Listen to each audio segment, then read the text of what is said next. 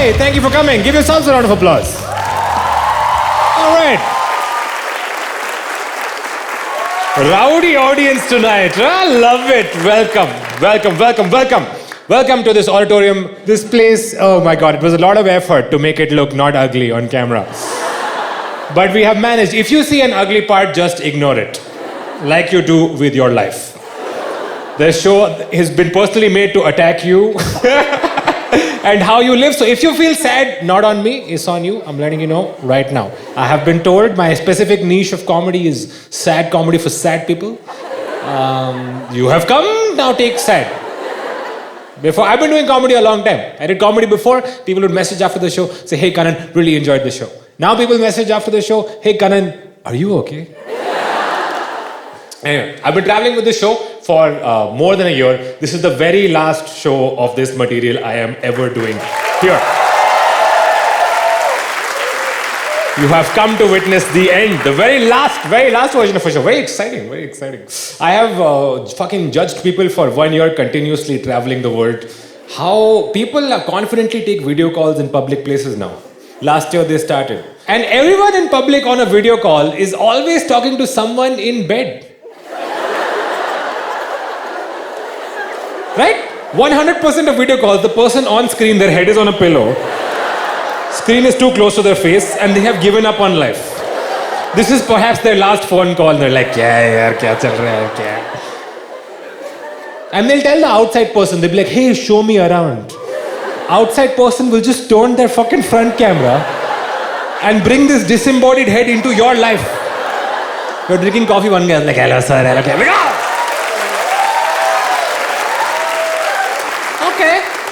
Okay. You guys seem cool. Should we start? We'll start the show. Yeah. This is not the show. This was vibe check. You have all passed with flying colors. Very good. Don't be so happy. You know when the show starts, I'll say welcome to the show. I'll kick my leg like this. Then the show started. Until then, fucking relax. Okay. I don't want to put pressure on you. There's already so much pressure on you. Yeah. Past 3 years, all of us have been doing the same thing, essentially, right? Lying in bed, blanket, one leg out, on phone.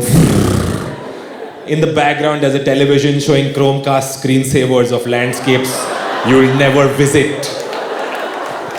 You look up, you're like, oh, Grand Canyon. Must be nice. Pictures taken by an Indian person called Pratik Selgunaraj. Okay, good for you, Pratik. Meanwhile, you are doom scrolling on something. I scroll exclusively on Amazon. I use Amazon like Instagram. Okay. This point, not much difference. I'm cutting out the middleman. In the end, you have to buy products. So, okay. Shuru hone do show. Don't finish your clapping now. I was scrolling on Amazon and I found a product, I don't know if you've seen. Okay, it's called an adult coloring book. You know? It's in a category called What Happened to My Life. Also, hey, adult coloring book is not adult in the way that I was hoping. There were no like sexy pics of hot singles to color. It was just mandala patterns. Statements like, do what you love. Isn't it amazing that people say, do what you love, like it hasn't occurred to us? Oh, do what I love? Oh, yeah. Dude, why do I keep putting my foot in the toilet? I should do what I love. There's a problem, right, with doing what you love, and it's you. You don't love anything. The things you think you love disintegrate on contact with you. You know the feeling, love guitar, hold guitar, hate guitar. You love the idea of being a person and hate the experience of being a person. So I bought it. I'm not better than you.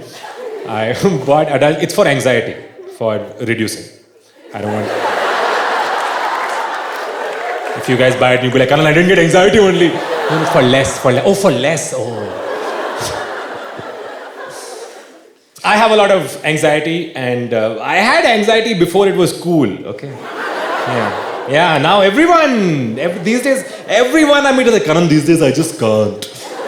Kanan, these days I just can't. Well, I couldn't, okay? I cannot have been.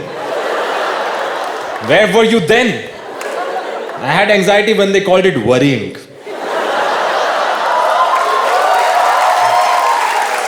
Respect your elders. I like worrying. I prefer worrying as a word because it facilitates conversation. Tell someone you have anxiety, they don't know what to say back, right? Like, I have anxiety. They'll be like, bro. Same. If you tell someone you're worried, they will give you immediate actionable advice, right? They'll be like, dude, don't worry.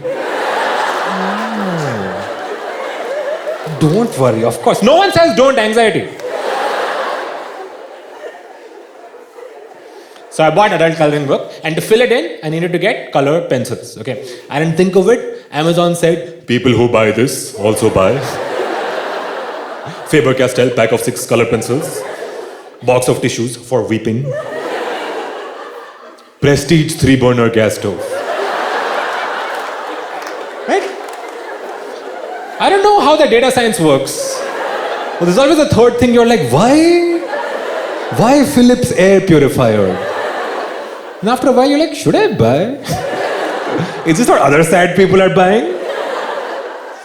So now I am buying color pencils, and I'm in the position that many of you must have been in, of buying something for yourself that was denied to you in your childhood. Right? When I was young, I was like, can I have color pencils? And it's like, no, use your sister's. And now I'm like, for myself, I will buy the best color pencils that money can buy. So I'm reading the reviews of the color pencils, written by other people in their 30s, who have strong opinions on color pencils, quality, shade distribution, nib offset, wear, grip. I love reading reviews, especially reviews written by Indian people, because, dude, all Indian reviews are complaints. It's not a review of the product. It is how you have been wronged by an organization. First review of everything always is, this is a fraud company. They are doing fraud. Sir, I have ordered a cab from this company. The driver has murdered me. Then, fraud? It's pathetic service. You don't care about customer. The second review typically is the word hi. There was a guy who was born inside the internet who uses every opportunity to dispense greetings. People think it's creepy. You can't reply. It's pure. He just wants to say hi while you're scrolling past your Rakesh, thank you, man. I hope you escape from the internet one day. So on Amazon, 2 reviews, okay, for color pencils I finalized on. First review, 1 star. Worst. No further explanation. This is the worst human experience. People are dying in wars. Like, oh my God, this is the worst. No! Have you seen this pack of 6 color pencils? Oh shit! Oh my God, I misspoke. First review, 1 star, worst. Second review, 5 stars. Worst.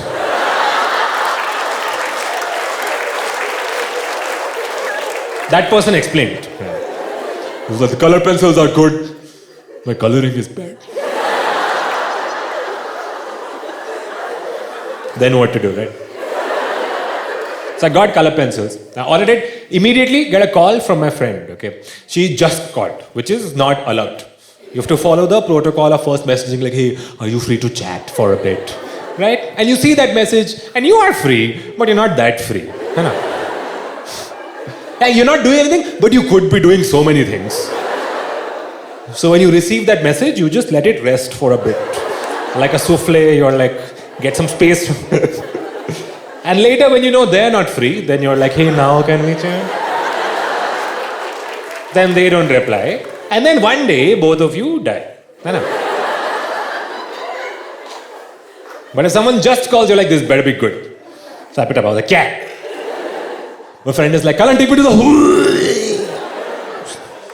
It's not how she normally talks. Excuse me. Kanan, take me to the Like, one more time. Take me to the And I realized she's trying to say hospital. Yeah. But then I started enjoying myself. Huh? One more time.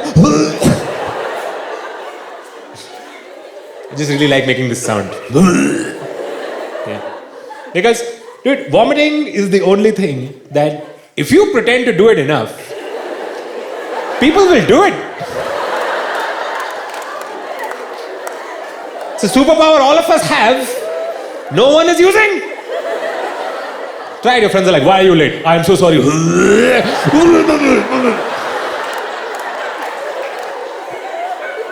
Dude, if you are ever held at gunpoint, right? Which is like, here it's going to happen. So, when you are held at gunpoint, something to try. Someone's like, give me all your money. You're like, you can escape. Boy's looking out for you. So then I got a cab, went and picked up my friend, asking someone on the road, excuse me, where's the nearest hospital? Like I was like, oh, hospital is straight. Obviously go to the emergency room, right? I run in first, I'm like, doctor, it's an emergency. My friend is behind, she's like, and the doctor says, who is the patient? I was like, is it not clear, sir? I am the patient. She's like this. No, she just vomits socially.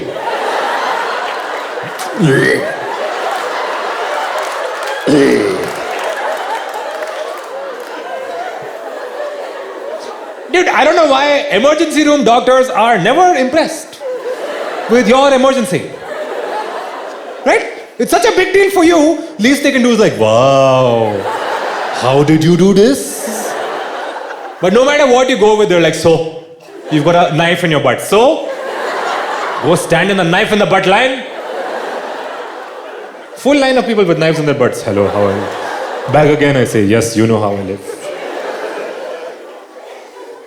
So now, they put my friend on a bed. Emergency room is empty because it's the afternoon. And we know emergencies happen at night. I know. Nothing crazy. Afternoon urgent, night emergent. Only one other guy in the emergency room. And he's on a bed in the corner, connected to a machine that goes beep every few seconds. Okay. So the soundtrack of the emergency room is beep, beep, beep. It's like, I'm going to leave. Because it was becoming catchy. Okay. Later, if I'm like, people like, hey, whose song is that? Like, have you heard Emergency Room? So, I go to the bathroom, and I'm washing my hands, and we've all had to do a lot of hand washing past couple of years. Everybody saw the diagram of like, oh, you have to do thumb also like this. Oh, cool. They don't address the main problem with washing your hands, is that the tap is also dirty. I know. Open the tap, wash your hands, close the tap, dirty again. Open the tap, wash your hands, close the tap, dirty again? So what we have to do is, you open the tap, first you wash the tap. No other country is playing this 5-dimensional chess. Oh, you wash me, I wash you! How about that? Usually what happens, one brave person goes and opens it with their wrists and leaves that water flowing forever. Now this wastes a lot of water. To solve the problem of water wastage, they made push-button taps that give you the wrong amount of water.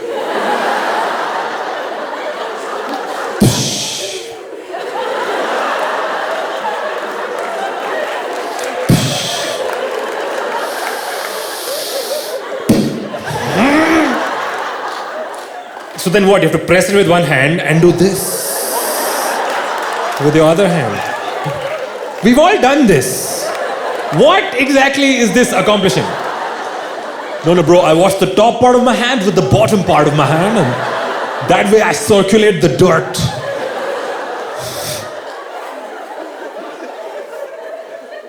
Dude, now after COVID, everything automatic, right? Including automatic soap dispenser, in which it's impossible to tell when the soap will come out. You put your hand under it, it goes no soap. Soon as you give up, you look on the counter, there's a full river of semen white public soap.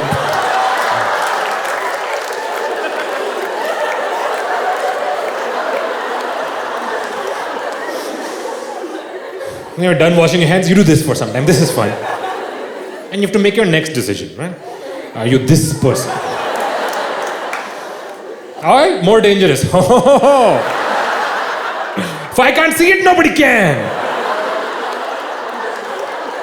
And as you walk away from people, they'll just see like streaks of water on your upper thigh. I'm like, who sweats like this? Right? But if you have integrity, you go to the automatic hand dryer, right? It's a device I've seen since the late 80s, and it works based on personal confidence. If you are sure in your existence, you can activate automatic hand dryers.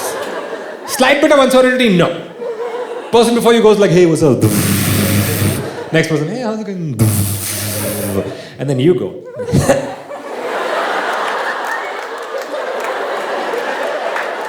Then you start to have a mental breakdown. You're like, okay, I have an engineering degree, there is a sensor here.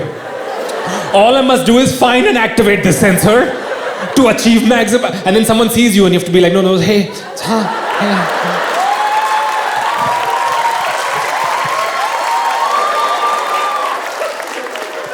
So I finish washing my hands, go back to the emergency room, and I'm laughing at my little hand dryer joke. I pre-laugh at all my jokes. Okay? I find audiences are not always reliable. So, maybe you laugh, maybe you won't laugh. It's your problem, right? Before I come to the show, I go through all my jokes. I'm like, very funny, good boy, done. So, I go back to the emergency. My friend hears this and she gets pissed off. Okay, she's like, Kanan, you're laughing? I'm in so much pain. What are you laughing about? So I told her, I was like, sometimes an automatic hand dryer. Next person, then you go.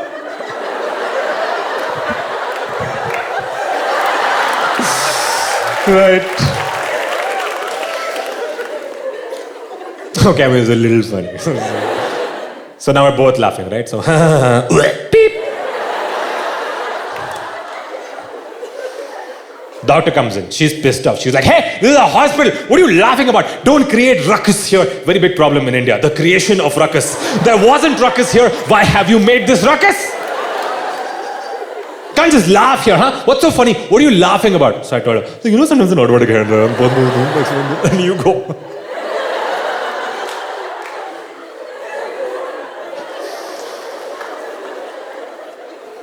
Okay, it's a little funny. So beep.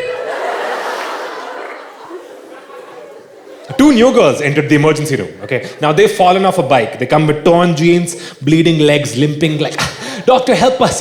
It's an emergency. Who is the patient? Oh, it's our bike.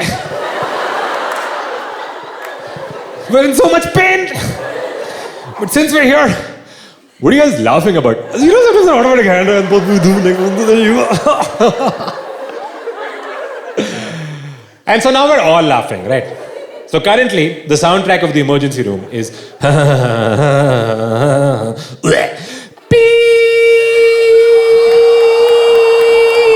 Yeah, while we were laughing, someone just died. And all of us will also die. So give up your dreams, death is coming, let's party, welcome to the show. Woo!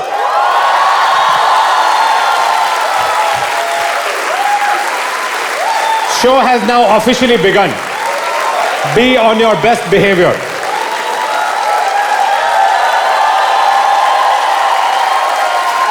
Welcome to Kanan Gill's 3-point propaganda platform for the evening. Give up your dreams, death is coming, let's party. This is the path to achieve enlightenment, okay? Now, why enlightenment? Great question, dude. Guys, I don't know if you've noticed, but like, everything is fucked. Right? And sometimes you look out, you're like, everything is fucked? When did it all go wrong? In the starting. As soon as there was, it was wrong.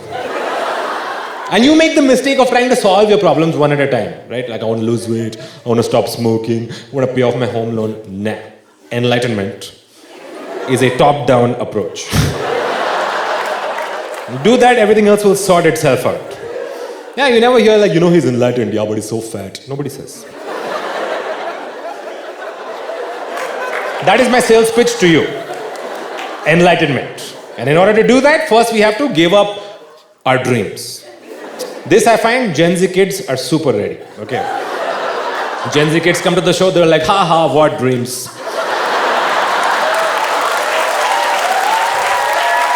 It's just my generation and older, I have to arm twist. Because people are like, why fucking dude, you give up your dreams now then? Kanan, you don't know how hard I've worked to come here to work hard.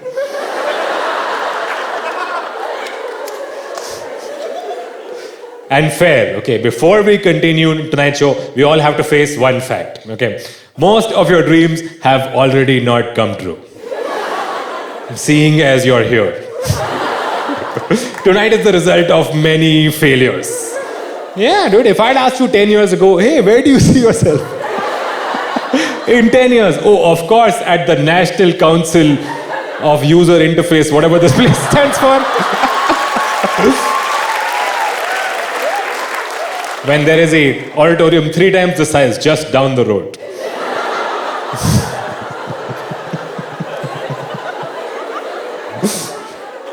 And all of us, we're born without dreams, okay? But dreams enter your life in childhood. There's a game that we play that fucks us all up, okay? It's called Ghar Ghar.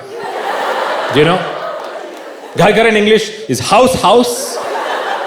It's essentially a game where children enact patriarchal domestic life for fun.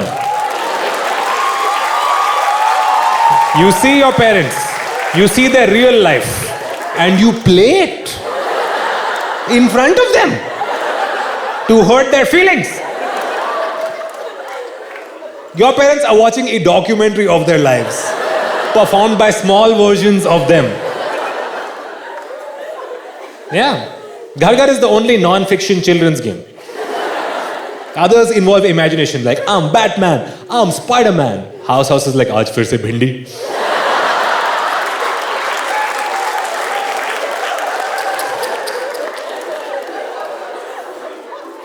Now, I used to play in the 90s with my sisters, who used to force me to be Papa, okay, in House House. Papa is the worst fucking thing to be in House House. Papa was not in the game. Most of the game, Papa's not there. Right? You have to do a full day. So you wake up in the morning, you're like, oh, good morning, children. They're like, good morning, Papa. Time for office. You just have to leave. And stand in a different corner of the room and watch them playing House House, which looks like fun. Meanwhile, you have to play Office. Fucking sucks. Hello, Gupta, not now.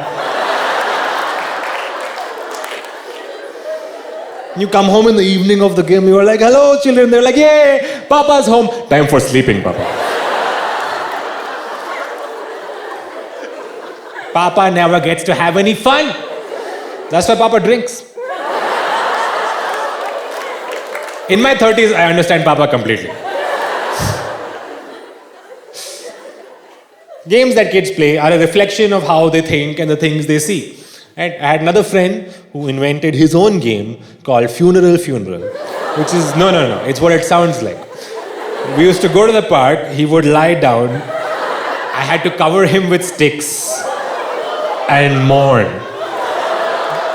Yeah. He would get angry if I didn't mourn like enough. If I just like said terrible tragedy and all, from within the sticks he's like, Karan, I'm not feeling that you're sad. Emotion is not coming out. So I had to be like, oh, hi. You know, this is the highest form of Asian sadness. It's when you hit yourself, God, why didn't you take me? At funerals, there's always someone trying to broker a deal with God. No, take me, give them back 2 packets of kurkure. And someone tells them it doesn't work like this. You can't just exchange. I know, I do this for attention. One day, funeral kid came to our house to play, okay? He wants to play his game, we want to play our game. So we have to come to a compromise, okay?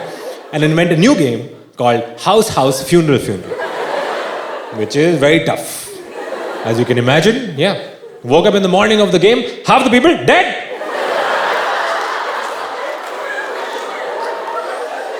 I missed it, I was in office.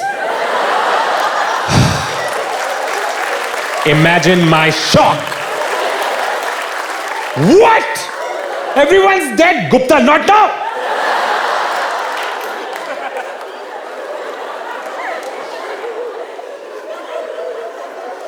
You play house, and your first two dreams form in your head.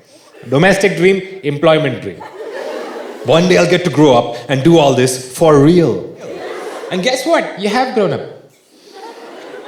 And how much fun is house? Is it everything you wished for? What is the reality of playing house as adults? It's getting yelled at by a partner who is supposed to love you for an abstract reason. Why haven't you refilled the ice cube tray? I forgot. Why did you forget? Why do you remember? We can't have metaphysical arguments. Next time I'm about to forget. Before that, I'll remember instead. What the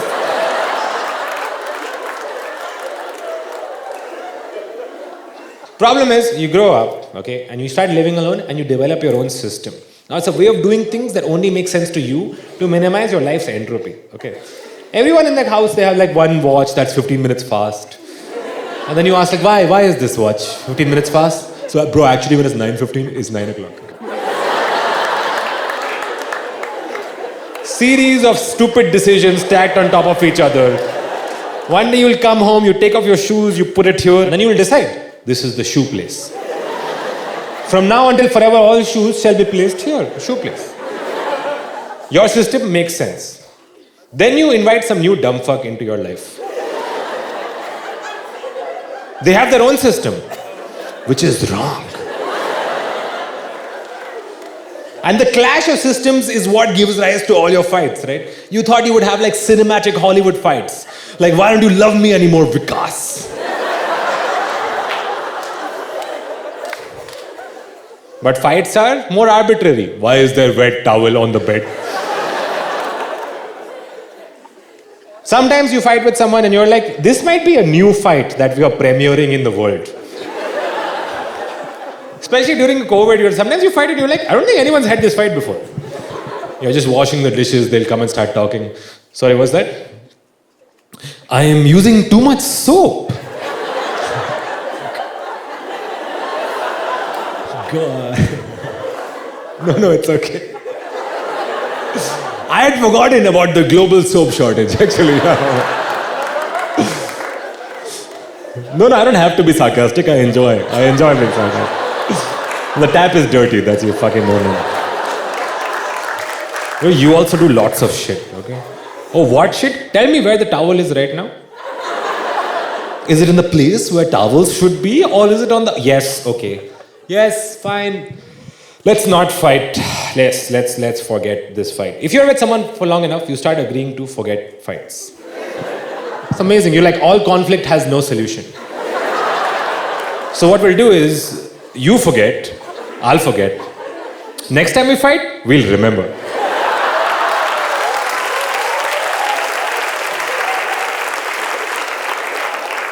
Then you have to negotiate the terms of this amnesia. Can't just forget. What will it take to forget? Like, what do you want? Dinner? I'm making dinner already. Yeah, okay. You want a drink? Yeah, sure. I got a whiskey right here. What do you want? Soda, water, what? Ice. Fuck.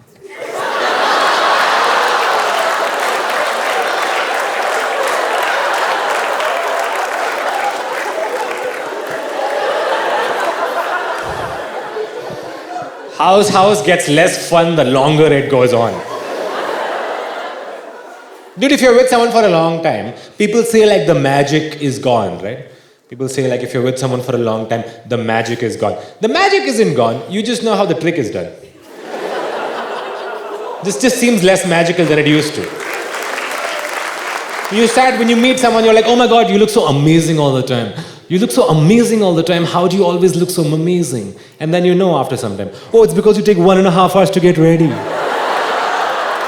And your products dominate the bathroom and we are late for all occasions. You're so funny all the time. You're always making jokes. How are you so funny all the time? And then you know, oh, it's because you have a one-dimensional personality. And you're scared of conflict, so you just make jokes instead of talking about your feelings. Oh my God, you understand me so well. It's like you know me better than I know myself. And you use that knowledge to manipulate me. House, no fun! But I will say funeral is even less fun than house. Full version of funeral, fucking bleak, dude. It's like someone died or what? Oh yeah, okay. Now in India there are many kinds of funerals. There's one more North Indian, more Bollywood funeral where everyone wears white, there's a pyre next to a river, it's a little sexy. You've seen Shah Rukh Khan is crying. The tears don't leave his eyes, they shimmer in his eyes and reflect the burning fire and you're like, so sad, Shah Rukh Khan. Then you come home and you realize your dead mother's written you a letter for every year on your birthday and this other girl liked your dad in college and mom is like, now that I'm dead, I'm sure she's single. And it's your dead mother's last wish to hook up your dad with this 35-year-old woman. And your mother's written you letters from year 1 to 8 of your life. What letter do you write to a 1-year-old child? Hello, beta, gaga, gogo. Write letters from year 16 to 32, no? Beta, mutual fund investments are subject to market risks. The toxic person might be you, actually. It's the plot of a movie, I don't know if that's clear. There's another kind of funeral in the south of India, which is way more fun, IMHO, because it is a party, okay? If you see, there's 800 people jamming a road, people are playing drums, people are dancing. There's 400 guys in the front like, doing funeral steps, 400 guys in the back are dancing. But in the middle, there's a body. Yeah, with cotton in its nose, so it doesn't catch a cold. In the front, there's a teenager lighting firecrackers in his hand and throwing it, and one blows up in his face and he dies, and they just throw him back on the pile. Now you watch that, you're like, life is not precious, huh? There are 4 deaths per funeral, how is this happening? Death is coming. Yeah, everyone knows, yes, Kanan, death is coming, not now. It was like, I'm doing something. I can't die. Like death will wait, like, excuse me, I'm like, oh, you're taking a shower? Yeah, finish. Yeah, 2 minutes. Yeah. Many gods of death across the world. My favorite is the Grim Reaper, because he's grim. Right? Emotion is worked into the job. Pretty grim job, Grim Reaper, that's the one you want. I would prefer, I don't want any other emotion. I don't want sarcastic Reaper. Yeah, comes to your house like, oh, look who's dead. Is it Miss I'm gonna live forever? Slipped and died in the shower. So now, if death is coming, and all of us in this room will 100% die, it's important to examine what do you spend your life doing, right? I don't know you, right? Let me guess what the dream is for your life. A dream for your life is to work really hard now, so that one day, you will have a better life. Right? Like right now, life sucks. Like this is suffering. But one day, when your life starts, this is not life. Yuck. Can you imagine? Gross. Imagine if this was really life. Sick. Right now, we're backstage. When you get what you want, hello, life will start. And so, we're friends here. We can discuss. What do you want, really? You want money, right? Yeah. I mean, you want freedom. Money is the price of freedom in a capitalist society. You're smart people. You are against capitalism. You want to be a rich person against capitalism. This is the dream, right?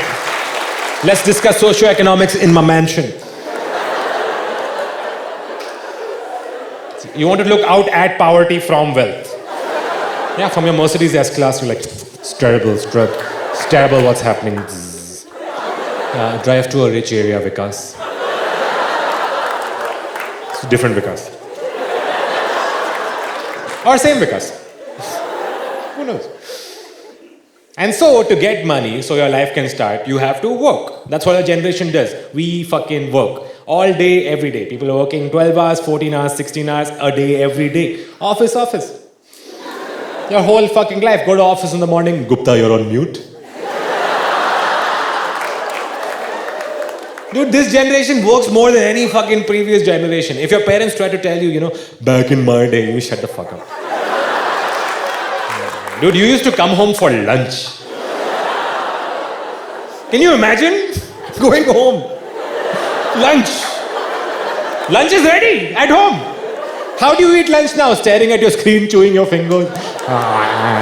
Eating some tasteless salad because you're trying to be healthy. Then you feel hungry in 2 hours and order ice cream. The really sad part is like, irrespective of industry, everyone's job is this. Okay, it's something on a laptop, on a chair. If you're a freelancer, you are in a public place.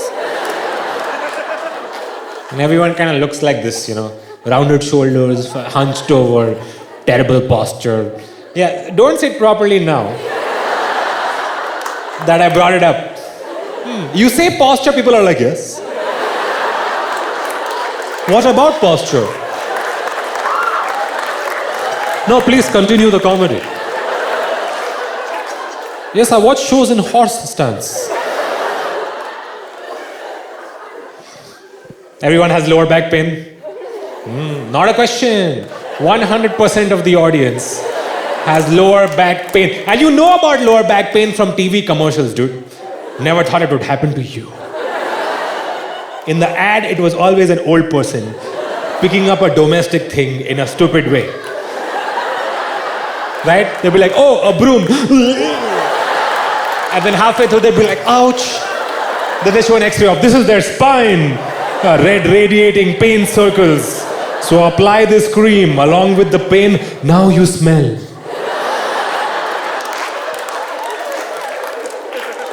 That smell has become synonymous with pain.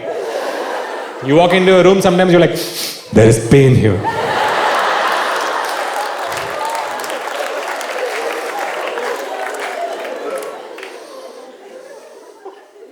And everyone has lower back pain is because we sit too much. That is the medical reason why is lower back. Sitting, they have said, sitting is bad for health. Not sitting and doing anything. Simply sitting is they took sitting. Sitting is gone. What is left to be bad for health? What are they going to say? Living. It's not everyone who didn't live never died. Now, sitting and working for 12 hours a day is bad for health. So the industry solution, the official answer, is you stand. No, what? This is the answer. You don't sit, then stand. No. Standing is bad, lie down. You walk into an office these days like 10 motherfuckers like, hello. No, I can't work less. Then how will I suffer? Sometimes you have treadmill desk. At least it feels like my life is going somewhere.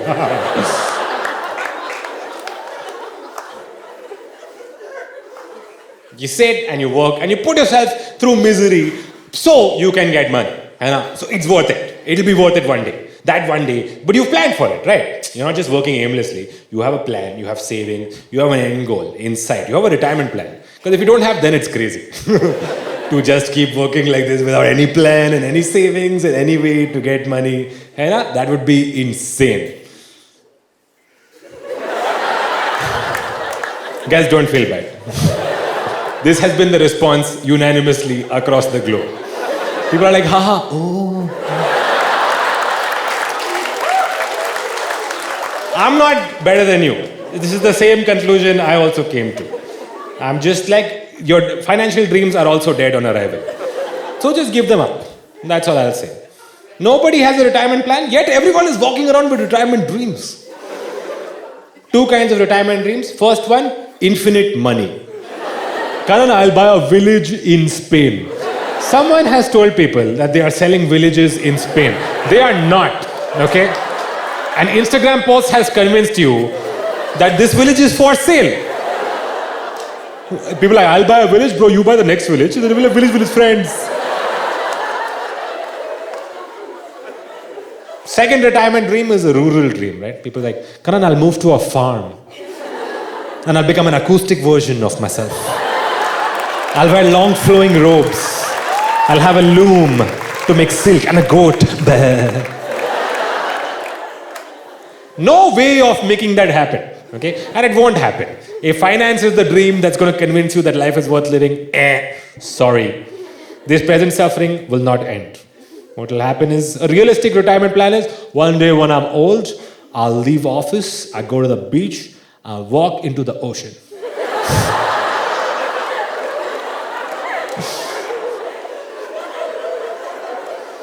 Because it's not going to happen, this dream that you're waiting for. I'm only telling you because I tried to do it, okay? I used to have a wealth manager. I used to have wealth also. And fun couple of years, now we're back here. So, I only got this guy because I don't know what to do with money. People started asking questions like, Kanan, what do you do with your money? What do I do? I throw it in the air.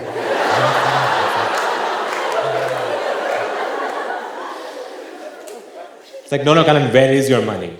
It's in the bank. Apparently, that's very stupid now. To put money in the bank. Do you know that? It's very dumb. People are like, money in the bank? Oh, fucking dumb fuck. Fucking in the bank. Yeah. I told him he's dumb. Bro, what about inflation? What about inflation?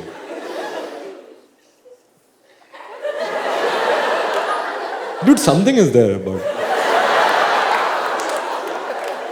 Everyone brings up inflation and does not explore the subject. Like you ask people, what is inflation? Like, inflation, bro, it's crazy, dude.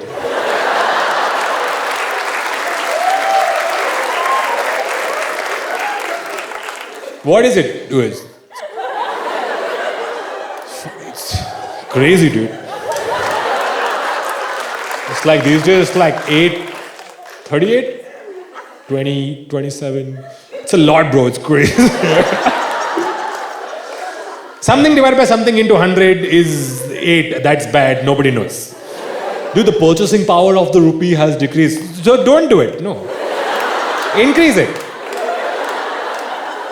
With rupee, you can buy less now. So I'll buy more. What is the problem?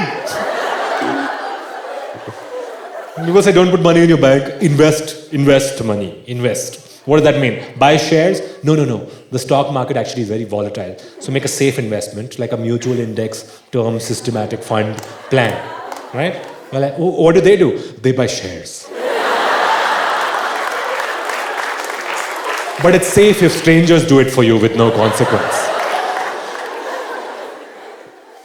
So I got this wealth manager dude, and I wanted to make a retirement plan, okay? Because I was young and ambitious. And so first question they ask you on retirement plan, you'll love this. They say, when would you like to retire, right? Like, great question, 7:30.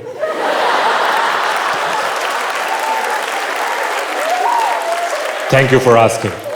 Very considerate. Second question, more exciting hypothetical. What would you like your post-retirement lifestyle to be like? And dude, this is what all the suffering is for, right? The post-retirement lifestyle. So imagine you're like, okay, post-retirement, I wanna be able to go anywhere, do anything, buy anything. Basics, at least this much. If you tell this to a financial professional, they don't think it's a joke. I've told this dude, he's doing maths, he's like, okay. Buy anything. This is basic maths, this is advanced maths. When you know there are 15. And he gave me a figure, if you're interested, it takes about 100 crores. To do that, yeah. So if you, about, huh? What about 97? No, you need for inflation.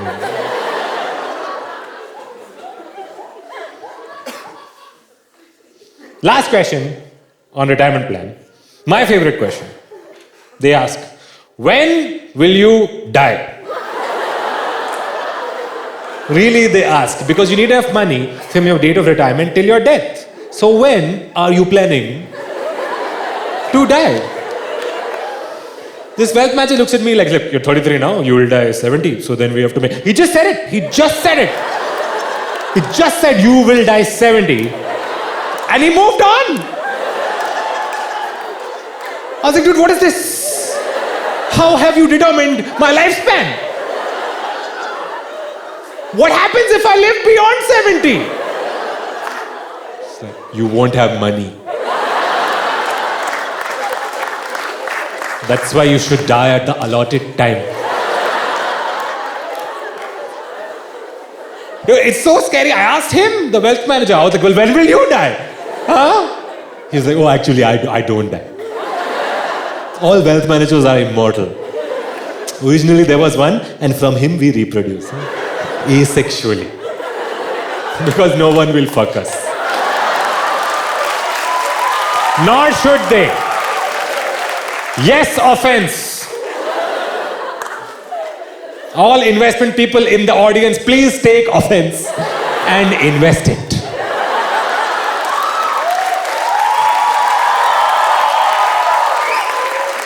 Dude, I just can't believe that's the number one way to make money in the world.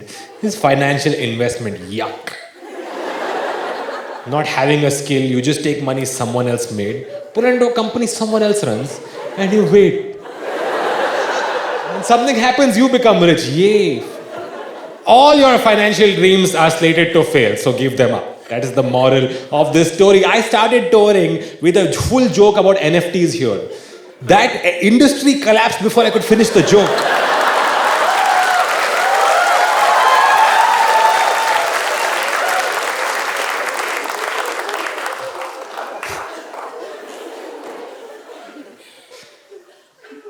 And there are many people sitting here who are like, yes, Kanan, I agree. These other dumb fucks. Nothing gonna happen for them. But you see, me, myself, I'm special. One day I'll just money. Other people, they don't have you can't plan for this stuff. One day money just comes, dude.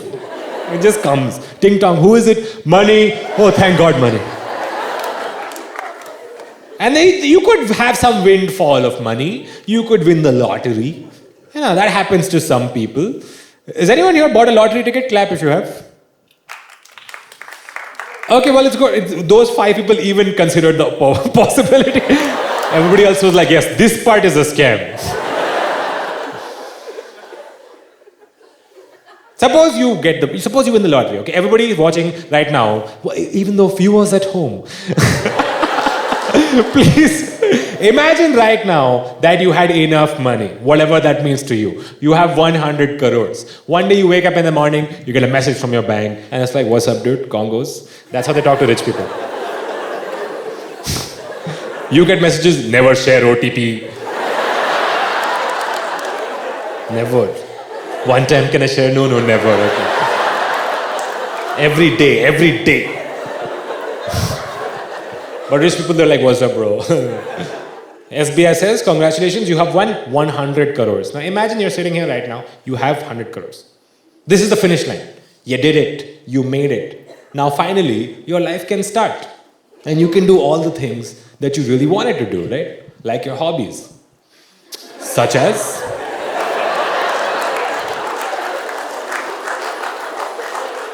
what do you like to do in your free time? Not what do you have to do to deal with the pain of your life.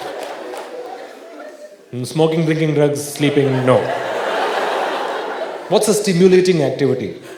Instantly, everybody had an answer. The moment I said it, everybody answered. Dude, I like to watch stuff. And then?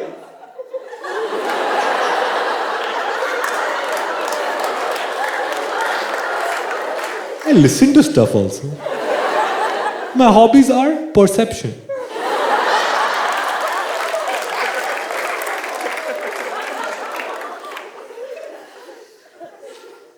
So, domestic dream, dead on arrival. Financial dream, I'm sorry, time to give it up. That's why, moral of the show is, give up your dreams, death is coming, let's party. Now, even if you don't agree so far, you can agree, you must agree, something is wrong with modern life. Something is wrong. Suddenly now you need motivation. That was never the case before. Now suddenly when you wake up in the morning, someone has to say, come on. For you to just get through the day, some smug asshole on Instagram wearing black t-shirt is like, you can do anything. You're like, really? Can I? I don't know, this is a video, I don't know you. You need some belief system, right, to tell you it's going to be okay. When I was younger, it was all like about hustle, grind. That's what I did, dude. My wallpaper, hustle, grind. Remember, while you're partying, someone else is working hard. Now I look at that, I'm like, sucks for them, right? Why should I party less? A lot of this motivational advice was adversarial. It was like, show your enemies that you... Who has enemies? What kind of a life are you living? Do you have enemies? You don't have enemies, you just have people you don't like, right? And you'll never tell them. You just hate them in your head. And then you meet them and you're like, hi, how are you? Hi. Now we should totally catch up sometime. Let's catch up. Oh, you messaged, I didn't see it. I didn't see your message. No, I don't see. Sometimes I don't see messages. Okay, bye. Oh, that's good. Some belief system you need to make sense of your present suffering. Traditionally, this belief system has been God. God is the best one. Sorry for spoilers. If you want life to make sense, believing in God is your best case scenario. If you believe in God, you have no existential problems. Everything has an answer. If you look out at the world, you're like, hey, why is the God? Okay. No further cues. Why am I alive? God made you. Why did he make me? Oh, he loves you. How could he love me before he made me? Idea of me did not exist to love. No, you're overthinking this. He made you and he was like, love it. You know, how you make dosa. Like, oh, this one turned out good. It's crispy.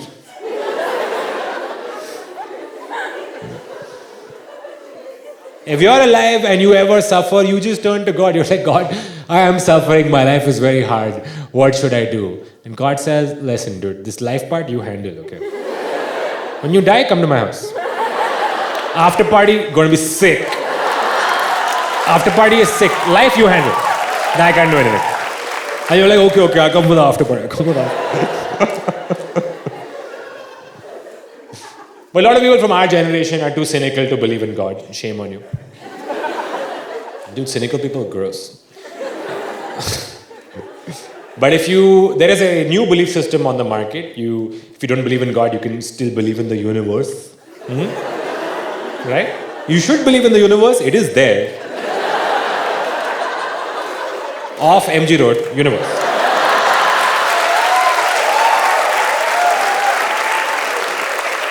And now everything you want in your life is in the universe somewhere.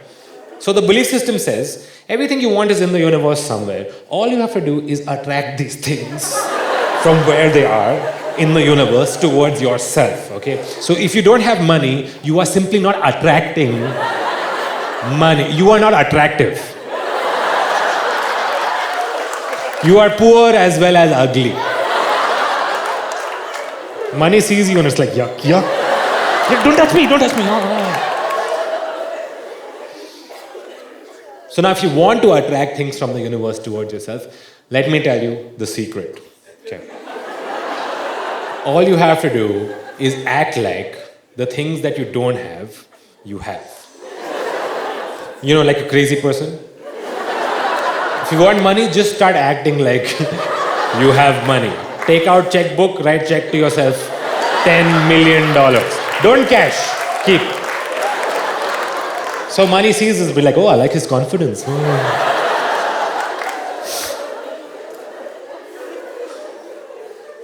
One of my friends is big universe believer, okay, remember?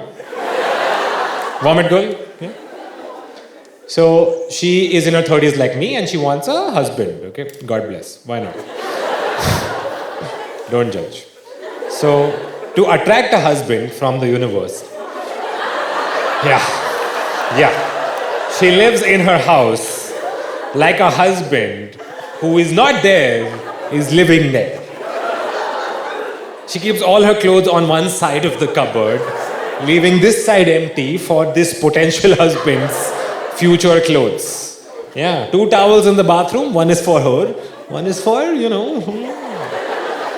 So the universe sees this and be like, oh dude, it's a sad lady. And I'm very encouraging as a friend. I'm like, you're doing an improv scene, I can join, right? Why not? I'm very good at improv. I go in and I raise the stakes. Yeah, I walk in, I'm like, he's cheating on you. Well, how come he's never around? Never seen him once. Imaginary guys are all the same.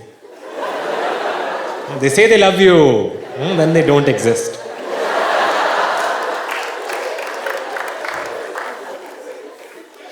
So now my friend is trying to get me to make something called a vision board, right? Which, if you don't know what that is, it's a board. You put pictures of what you want. On the board, universe is like, cool, take it. I don't know why more people don't do it. It seems like a remarkably easy way of getting anything you want.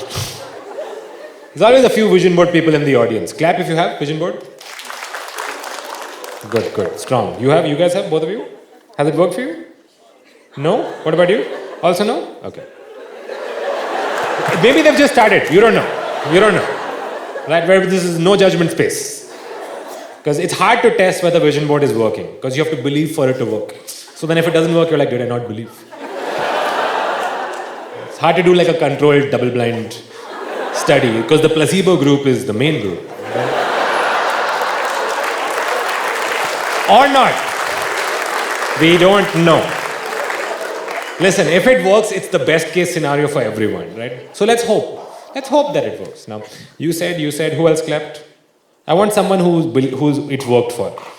Who preferably is in the front. I can't see in the back. You in the middle? Vision board success? Yeah? 90%? 90%? That's fucking good. Okay, so she is doing something that we are not doing. Okay, now, this is a question for you. Answer if you feel like it. Potentially a personal question. What is a picture that's on your vision board right now? A car. And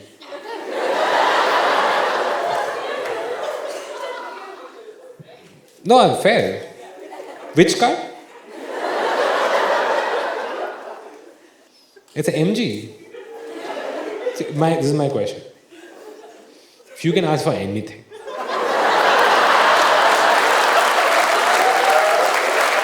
why have you asked for Morris Garage? I'm assuming Hector. It's very Delhi car. So I can run over people and run away from people at the same time. 2 activities essential in our nation's capital. And also, like if you just put a picture of a car, how does the universe know like you want it?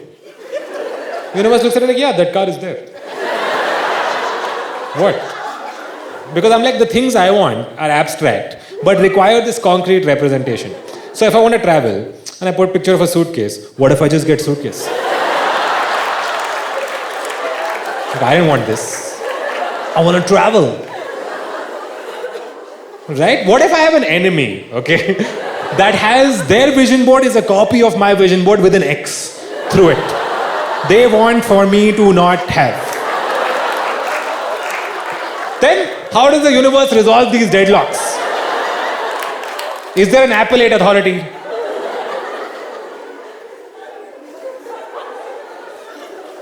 My friend is insisting, she's like, no, Kanan, we have to make one. So, she's like, what should we put first on your board?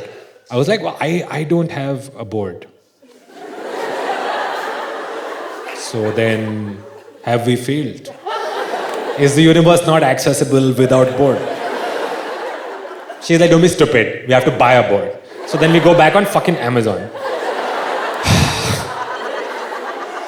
Best board price, India research. Find a board. Many reviews. Worst. High. Fraud.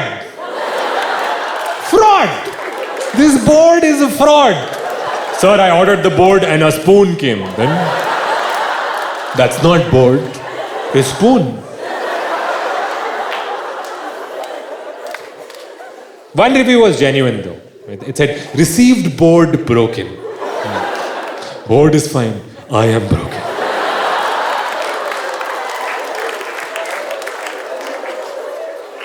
Wonderful. You guys seem amazing. That is the end of the first half of tonight's performance. Yeah. Now we have an interval for 20 minutes. Do susu party. Come back and sit in the same seats and I will see you in 20 minutes. Enjoy. Bye.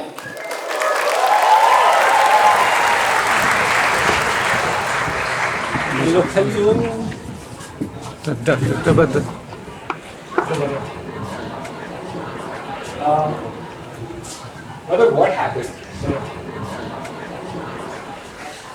What happened?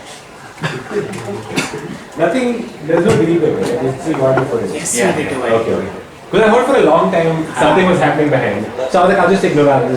But I was like, this is a big fuck up, I should turn around and see. And I saw the edge of your jacket. And I'm like, Asnan is doing something. Welcome to the glamorous world of filmmaking. This is the PCR, stands for Poetry Control Room. Anytime I start doing poetry, they just press this knob here and the poetry stops. This is the sound console. Yeah. People standing outside the gate, but we now allow them to attend it.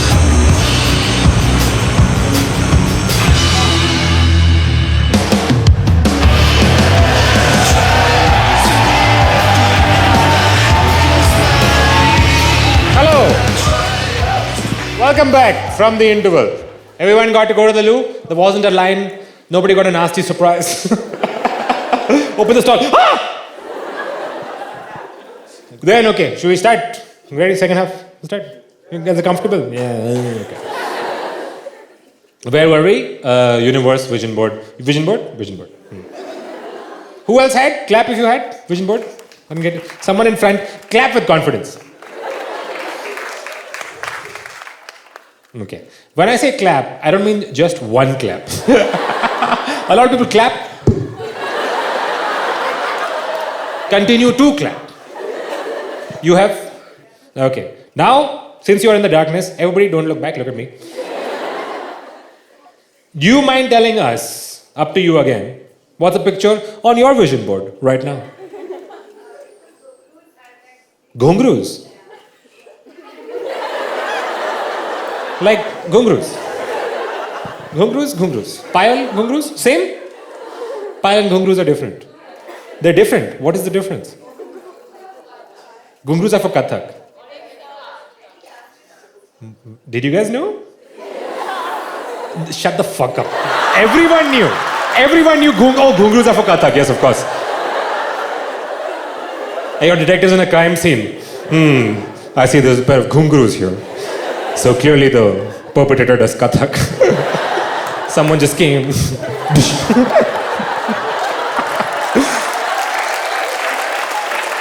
You know what? Long show. Let's get back to it. I did order board from Universe. Okay, first from Amazon.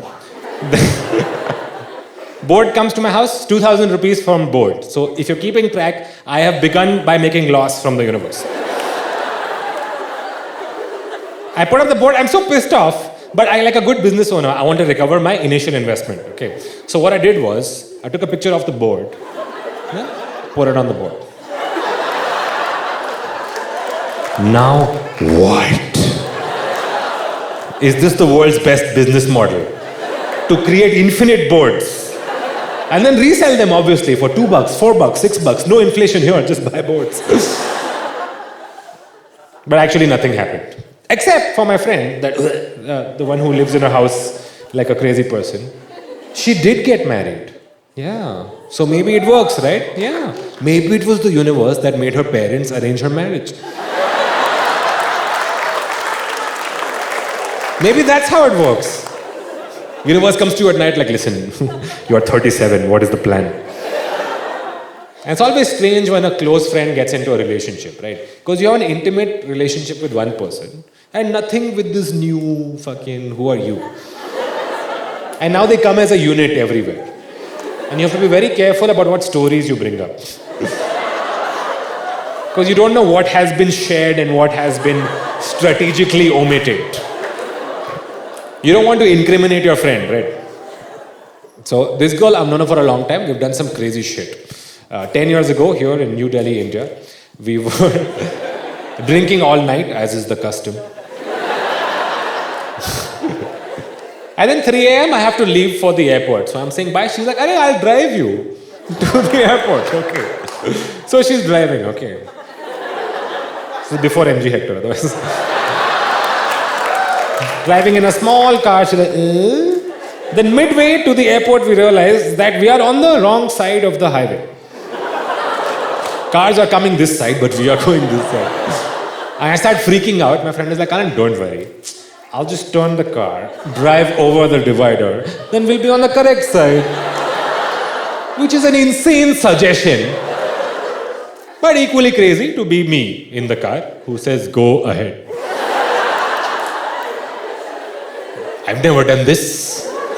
If this is possible, it cuts all travel time in half. You can just go sideways through the city. So she turns, drives the car over the divider, car gets stuck on the divider. 2 wheels this side, 2 wheels this side. Bottom of car scraping. Dude, we have to get out and try to pick up this car and push it over the divider. People are stopping on the highway like, "Apne kaise kiya?" It took so long and it was so tiring, I missed my flight, okay? I thought I would bring up this story with her and her new husband, not knowing that they've been fighting about how she's a careless driver.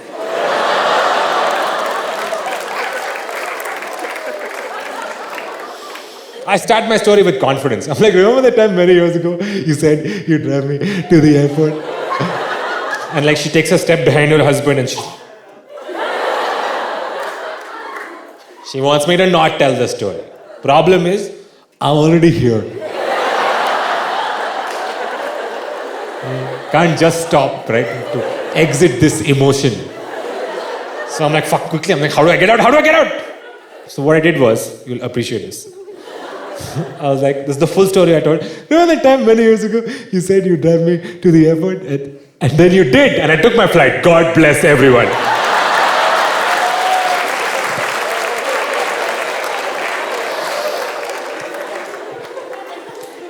Unfortunately, your husband is not dumb. Yeah. Dude, here's the story. He's like, that's the whole story. That's the whole story. I'm playing it off. I'm like, yeah, dude, yeah, it's crazy, right? Crazy, right? Crazy. Why would you tell that story? Nothing happened in that whole story. I was like, dude, I thought it was funny. You don't think it's funny? It's fine, dude. You thought it was funny. Aren't you a professional comedian? You thought that 15-second story was funny. Are you lying to me about something? Now I'm fucking backed into a corner, right? So like, dude, you should get divorced. Dude, after a point, what do you say to two people who carry their misery with them into the world? Some people are such bummers, the two of them, just fucking poisoning every area that they come in with their shitty relationship. Hai ki nahi? Am I saying something incorrect? Marriage will not solve your problems. If you're in a horrible relationship, you're like, when we get married, it'll be okay. No. It just adds one more problem on top of your other fucking problems. But I understand the pressure. That I'm sympathizing with you. Pressure to get married is very real. Especially in India, we get to be a certain age, strangers start putting pressure on you. Right? The street strangers are like you.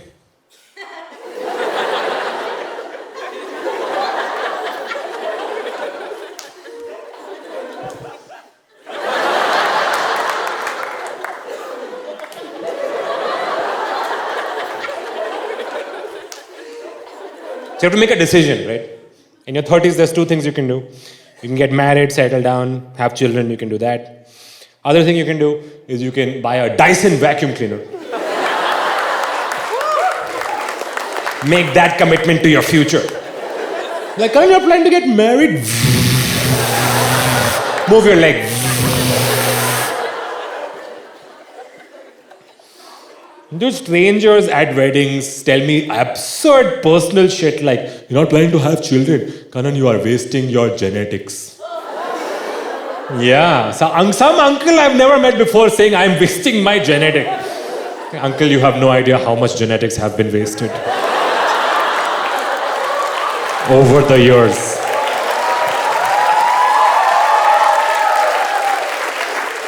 Young people these days, mostly just wasting genetics. Many of you wasted genetics before coming to the show. Don't think I can't tell. I can see. You can see in your eyes the shame. It remains.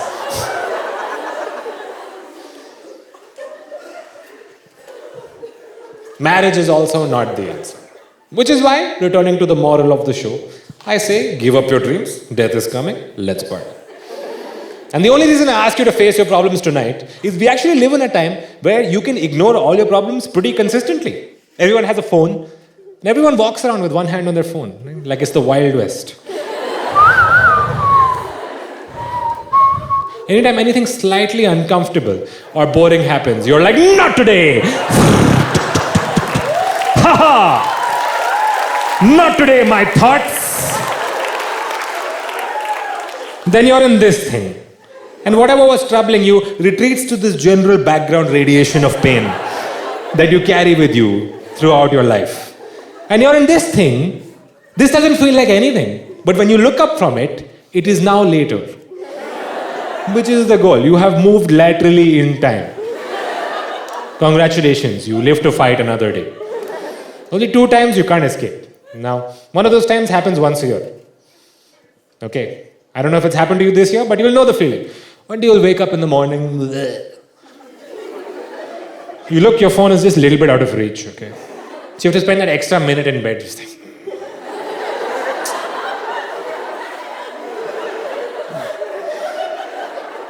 And then you can't help it, you start thinking about your day, right?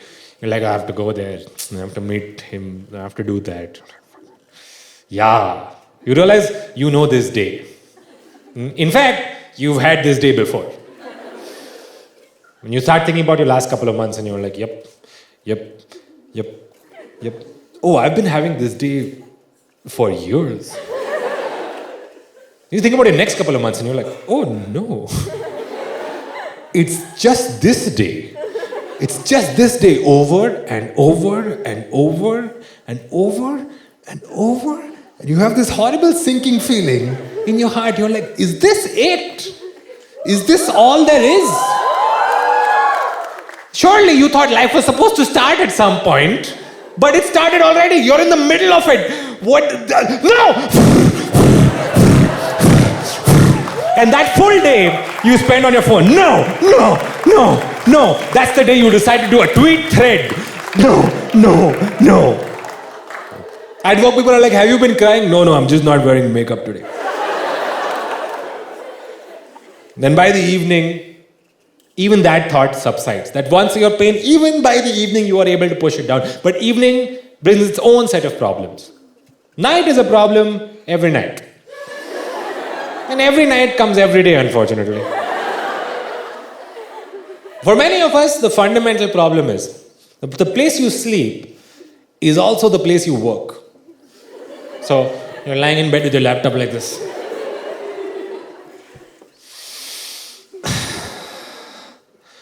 Good to be home.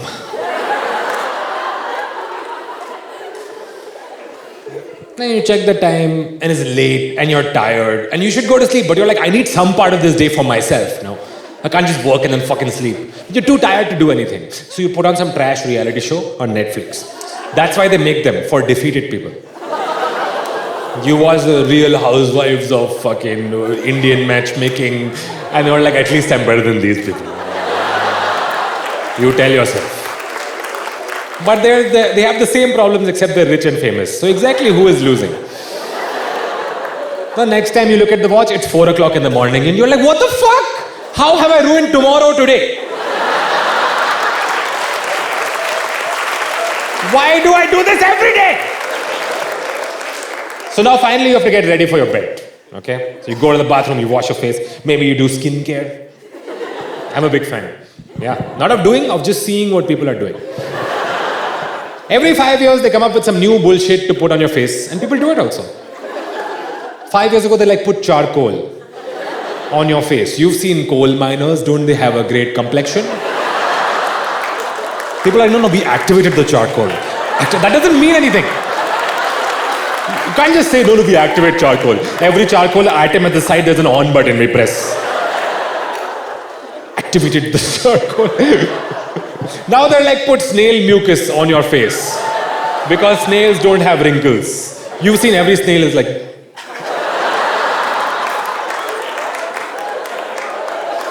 You can't just put anything on your face, you have to put it upwards like this. So you have to put everything upwards so your skin goes up. This is the... Like your skin has sentience or something, like, oh bro, you want me to go up? I'll go up if you want to go. I was about to go down, but I'll go up. Yeah, sure. You sure to just say, just the direction I'll go. You have to do this. People are like, your skin is like a muscle. You know, skin is explicitly not muscle. Human body, skin, muscle, bone. If skin becomes muscle, then what else is? What's that?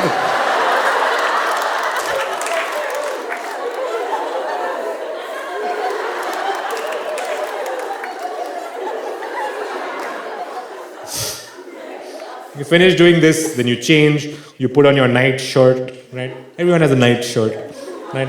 Every night shirt wants a day shirt, right? Had dreams. You bought that shirt with some ambition. But over the years, that shirt has become more comfortable, but worse looking, right? Like you. You are now more comfortable, but worse looking.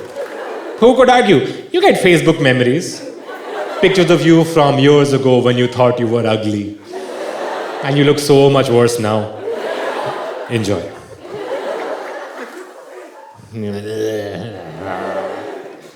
Finally, you finish your night routine, you get in bed.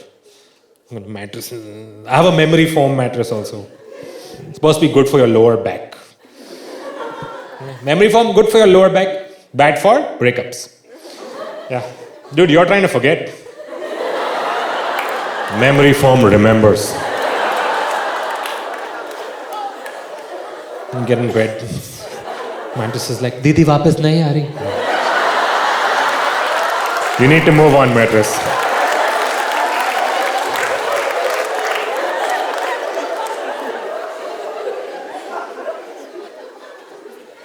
Night shirt in bed, blanket, one leg off. Turn off the lights. It's the first time in the day, you're like this. You have no input into your system. And that's when you realize that all of the thoughts that you don't think, they don't go anywhere. They're standing now in a line in your head, waiting to be thought. It's a bustling line. Thoughts are pushing each other. Excuse me. Excuse me. It's a queue.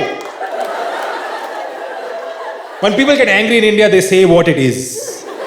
Hey, this is a queue. That is a dog. That is the airport. This is a queue. Don't push me. Hey, bastard. Do you know who I am? Yes, I'm a very important thought, okay? I'm Kanan's hopes and dreams. Fucking, who are you? Thought behind is like, oh, I'm a mysterious pain in the testicles.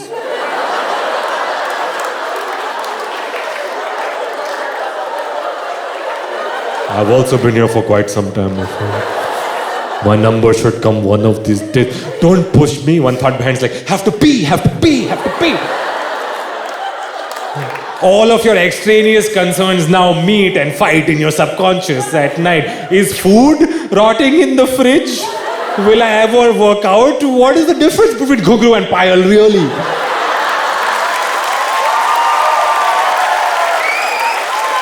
These thoughts are arguing, and one thought cuts the line. You're like, excuse me, hey, bastard. It's a queue. Are we idiots to stand here? Only you had the idea you can go. Huh? Huh? Who the fuck are you? That thought's like, oh, so sorry, I'm regret. Oh, so sorry. Continue, sir. Sorry.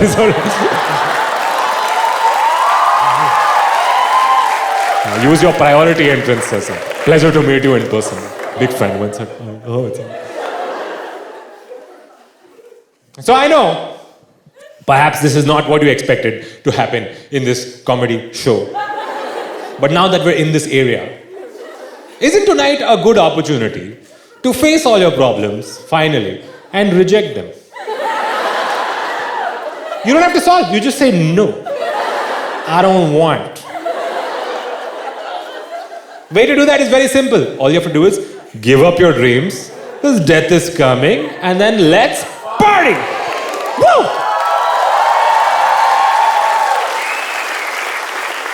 Right on. Now let's discuss what are the problems with this approach.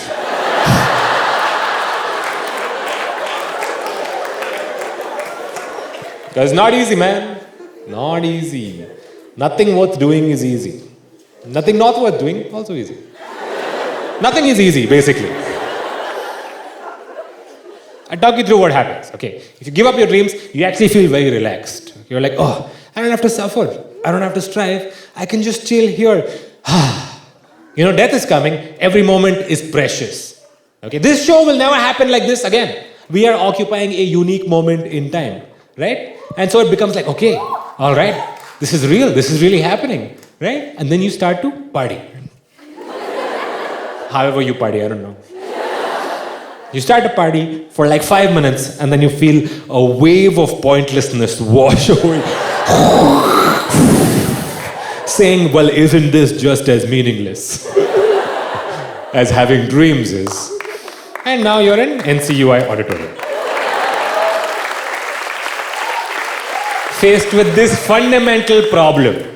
The problem is, you think removing everything bad from your life would leave something good. But if you remove all the bad shit from your life, it just leaves nothing. And nothing doesn't feel like anything. It's like underneath it all, without any problems, why am I still not being able to party? Why, if nothing is wrong, is everything not right? Now, luckily for us, people have been working on this problem for a long time. Okay, there are things you can do to solve. Okay, you can meditation. You guys know meditation? You don't know? 5 years ago in America, they invented meditation. Okay. All the top CEOs do it. People were like, before I wasn't making profit, then I go into my chamber, I go, sell everything, profit. And in India also, in the East, people have been doing meditation for a long time. And you can do it now. You can go to a meditation retreat. You go off for like 10 days, 30 days. You can just go and meditate. And typically for the first 5 days, you're not allowed to talk. Yeah, because the key to awakening is first shut your mouth. People are like, but I'm sad. Shut the fuck up, sit quietly for 5 days in lotus position. Then we will see what the real problem is. I've gone, okay? People can't take it. They can't take the silence. 5 days, people start weeping by day 2. You're not allowed to laugh at them also. Fucking yeah. Not cool. Have you seen someone crying quietly? It's the funniest shit in the world.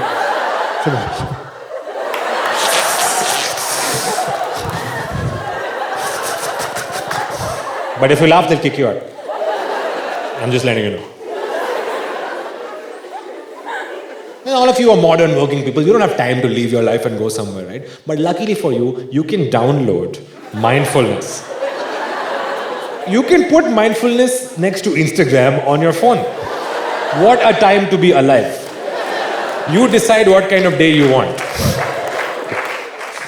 And because these apps are American, they are very competitive, and the industry they have spawned is fucking hilarious. Okay, you get a full spectrum of mindfulness apps. Lower end of the spectrum, sleep sounds. This is the whole app, sleep sound. Rain. But it's raining outside. No. I want South American rain. Here the rain is like tup tup, there it's like tip tip. I'm like a tip tip guy. I want to hear rain falling on a frog's back. As a tip guy. Then in the middle of the spectrum, you have apps that give you some mindfulness instruction. Right?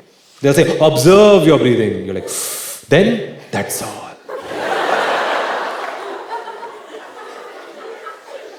And they give you a little bit of wisdom also, but like lo-fi, chill hop wisdom they give. They'll say, remember, your past is not here. Well then, what is this? Who is responsible for this? It's not about the destination, it's about the journey. What about the traffic? And more than anything, they say, live in the moment. And you're like, cool. How? And apparently, how is a dumb question to ask. What do you mean, live? 1, 2, 3.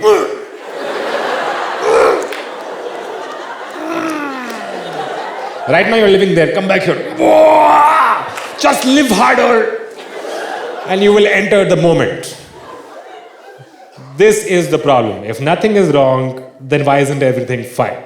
How to live in the moment. And people have really been working on this problem for thousands of years. And many people have said they know the answer also. There's all these monasteries in the East where people are like, we know the answer. But the main thing is, we won't tell you.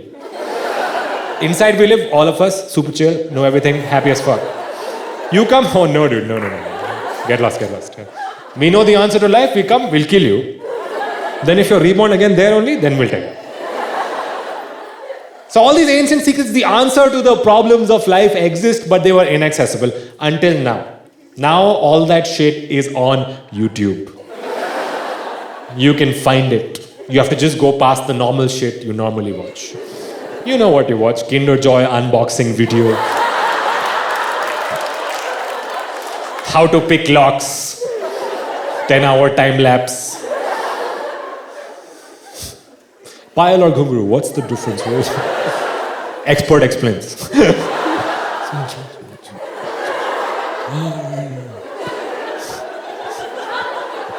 If you go past all that shit, you find, okay, the answers to life. All these videos are uploaded by white people who I'm not about to say something racist, okay? It'll seem that way, but I'm not.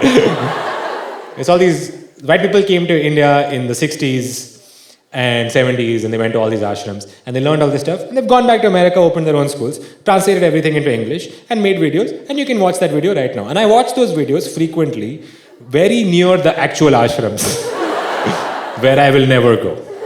And it hurts my feelings. Because I was like, why can't I just go to the original guys? Because they don't have Wi-Fi. It's very dirty, there's no cushion, no? Okay. So I watch these videos. Sometimes it hurts my sense of national identity. I don't know if you guys can relate when you're traveling abroad and there's like a yoga class and you're like, fuck man, why am I not amazing at yoga? Why? Because people are like, hey, are you from India? And you're like, yes. Indeed. Oh, no, all of us can do this. Yes. But it's usually some like white lady called Magdalene who's fucking amazing at yoga. Who's like, would you like to come for my class? I'm like, no, namaste in my class. I'm busy, I have to levitate. In my hotel room. No, we can all do it. We learned board exams. Socially useful productive work is actually levitation.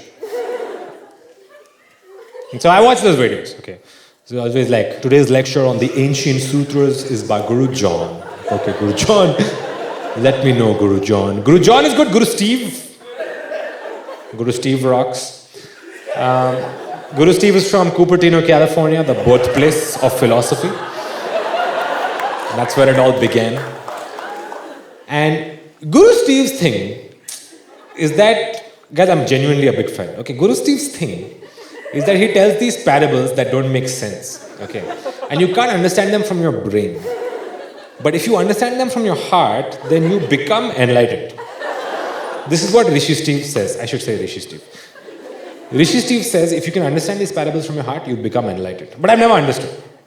But let me tell you a story. Maybe you'll understand. You'll tell me. Okay? So this is what Maharishi Steve said. This is the story starts. One day, a tiger is chasing a man. Okay, there's no backstory. There's like, well, because they were business partners and then the man betrayed him and killed the tiger and his son has a locket with the tiger's photo. And like, badla lunga, man, his blood. Like, no. Man is running, tiger's chasing, man is running, tiger's chasing. Man runs, he reaches a cliff. He's like, nowhere to go. Tiger's reaching behind him, he's like, what do I do? He looks down, there's a vine going down. He's like, haha. He starts climbing the vine. Okay, he climbs. He stops in the middle and looks below. There are two more tigers circling.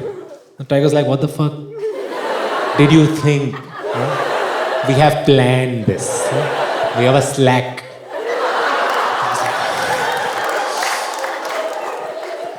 Man is hanging there faced with a dilemma. If he goes up, he will die.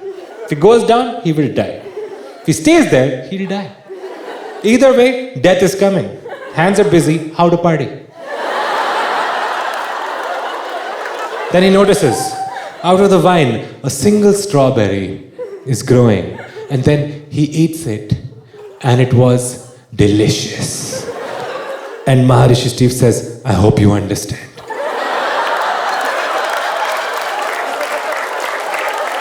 Namaste.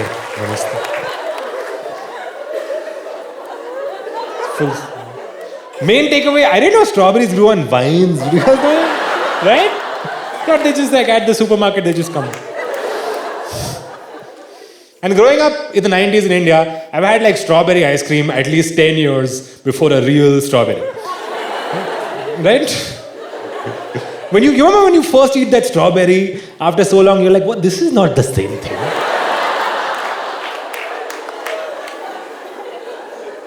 Lot of flavor mysteries. I'm yet to see a black currant. What is it? What is like? Is that the taste of thunder? Black currant.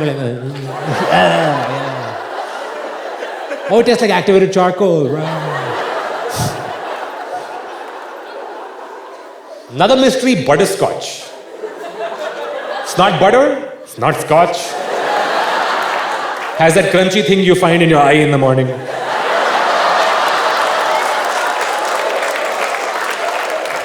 It's the taste of snail mucus.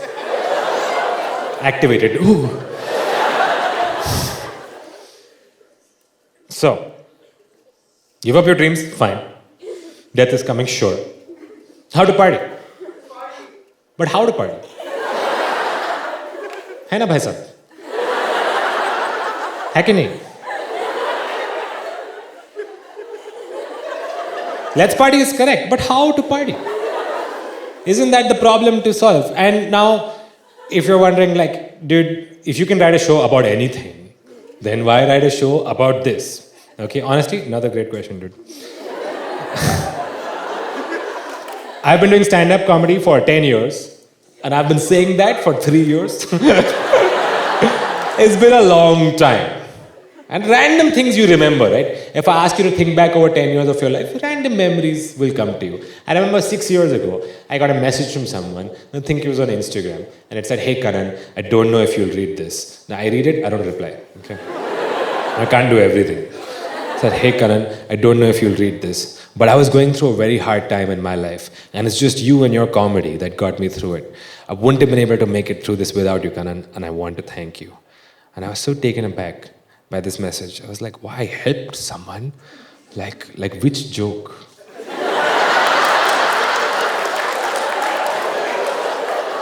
Right? What is this psychologically helpful joke that I have been unknowingly telling? Also, I'm blown away that this person is going through a hard time and they're telling me, dude, I'm a stranger. Because when I was being raised, if you had a problem, the rule was like, hey, keep it to your fucking self. Otherwise, the neighbors will say, you know, their son is crazy. So all of us, my full generation and everyone, we've been keeping all our shit inside. But I got this message from someone of the next generation. I was like, these people are so okay with being vulnerable and they have words for emotions that we don't even know how to express. I felt happy, hopeful for the future. Like these people will be able to discuss their problems and they'll be much happier than we were. And then I was wrong about that. Dude, they are way more sad, okay? Turns out, talking about it, not the answer. Keep it inside, guys. You'll be happy. In the moment, I got that and I actually did feel happy for the future. And I was like, you know what, I'm glad I was able to help you and I hope you're doing better. I thought in my head, I didn't reply. And that was 6 years ago I got that message. Now I get a message like that every day. People don't say I helped them, they just want to let me know that they're going through a hard time. Every day, Kanan, I'm going through a hard time, I'm also going through a hard time, I'm also going through a hard time, I'm also going through a hard time. I look at my life, I'm like, I'm also going through pretty hard time. I message musicians, dear Slipknot. I was going through a very hard time and your song People Equals Shit really helped me. And I realized, I think all of us are going through a very hard time at the same time for the first time.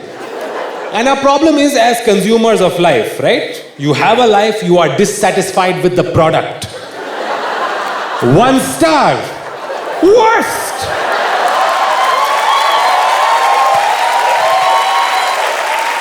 This is a fraud company.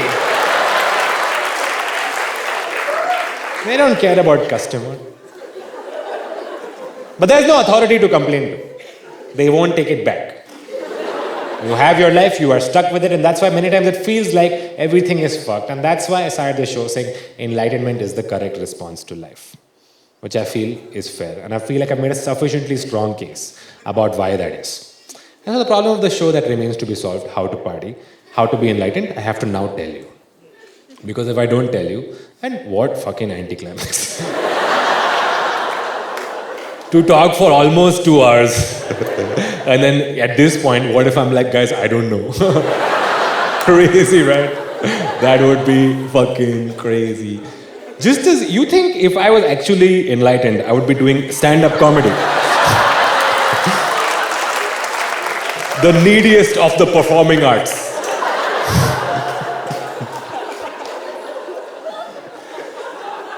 So then... Actually, I don't know. Okay. This last solution I don't have, but maybe you'll figure it out. That's a homework for you. You'll message me, hey, Kanan, I figured it out.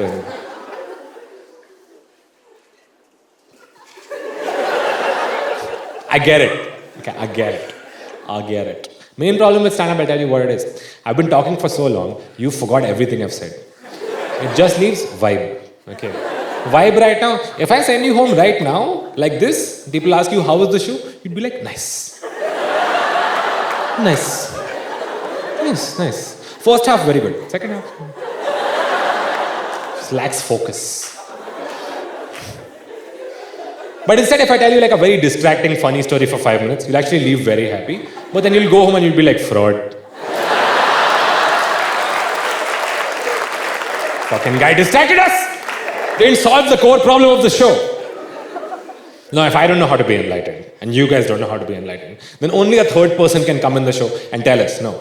In the writing biz, this is called a deus ex machina, okay? It's called a god in the machine. So some sort of otherworldly being has to come, like an eagle, has to come and tell us, Kah!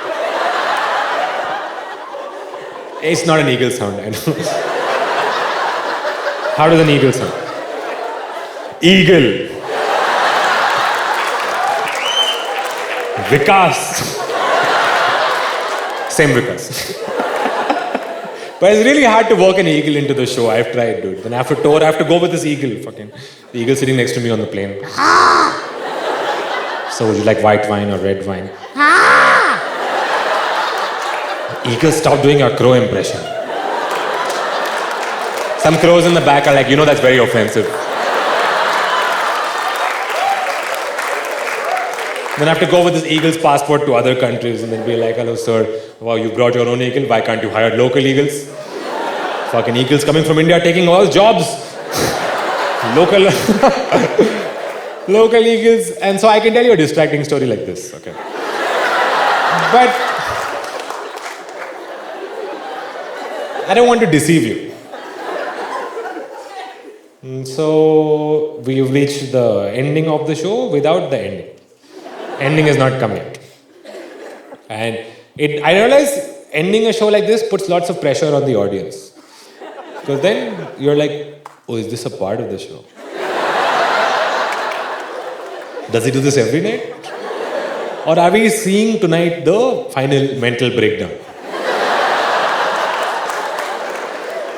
Because that's the show you want to go for, no? Right? People are like, hey, you saw Karan's show. Which one? The last one.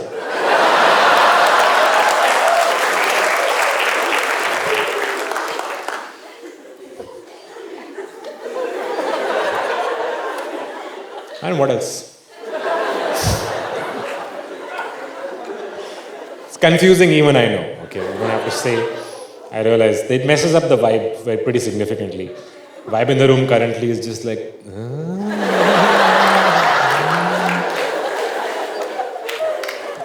I want you guys to know how you feel right now. This is what I'm like.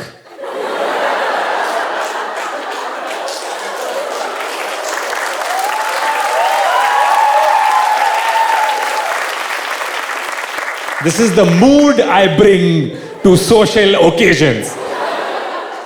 I've only realized because I've been losing friends at an alarming rate. At parties, people ask me like, Karan, are you having a good time? What is the possibility of having a good time? Sure, you can have a surface level good time, but fundamentally, if you see there's an intractable problem of, where are you going? Where are you going? No, there's no ice. So I realized I have to hold on to my few remaining friends because it's hard to make friends past a certain age. I'm only 33. That's not old, but it's not young also. Right? It's not an expiry date. It's like best before. Everything works. Nothing works quite properly. I don't know if you noticed. I've been standing for an equal amount of time on my left leg and my right leg. Because I stand for too long on this leg, my hip becomes stiff. Because my couch growing up was higher on one side than the other, and I sat like this for 10 years and watched TV. And now my hip is fucked and my knee hurts, and in the middle of this lower back pain, how are you supposed to make friends, dude? In the middle of this high, you want to hang out? No! Nobody makes a good first impression anymore, so you have to hold on to your remaining existing friends. And the way I do that is through the Indian standard of bribery. We are very good at bribes. And once a year, I take all my friends on vacation. Because in my group of friends, I am the successful friend. You know? You can imagine fucking how bad their lives. So actually, I found this time, outside Bangalore, this beautiful forest retreat. And I thought, dude, I'll book the whole thing out, okay? I've just come back from world tour. I can fucking book out the whole... Before I have to call my wealth manager, okay? I'm like, hey, what's up? Yeah, long time. Listen, hey, that money that's not there, what if I spent it? No, it's hypothetical. Okay, bye. Okay, bye.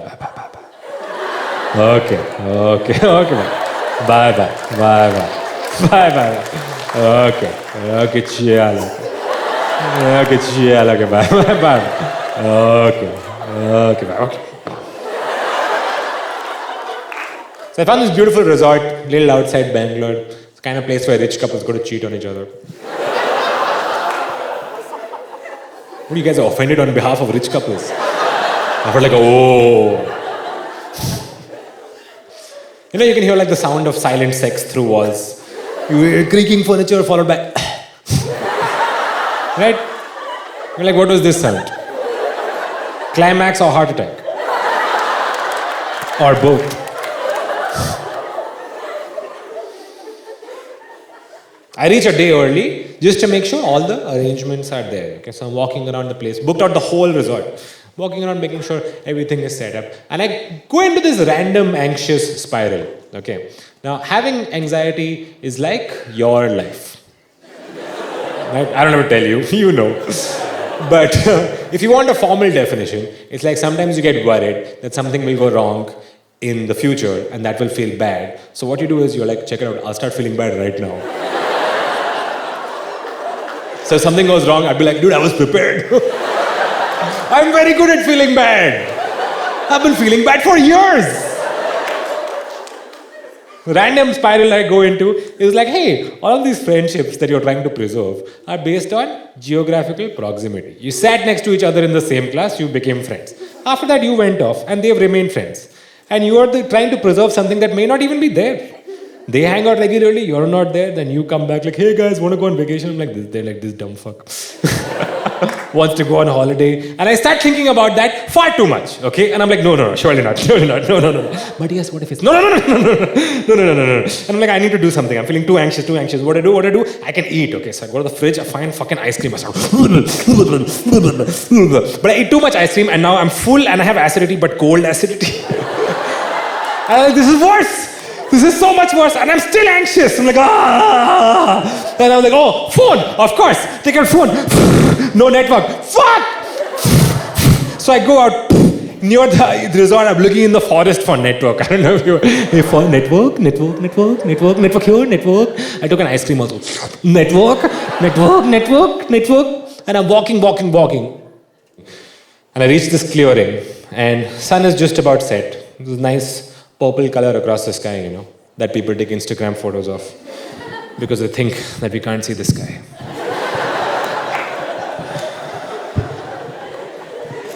And you know when a moment just has weight, but you don't know why?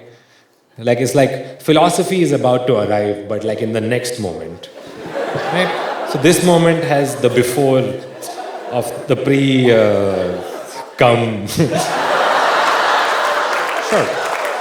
The pre-cum of philosophy is smeared across the sky, lubricating the horizon with its oily glaze, crystal sheen.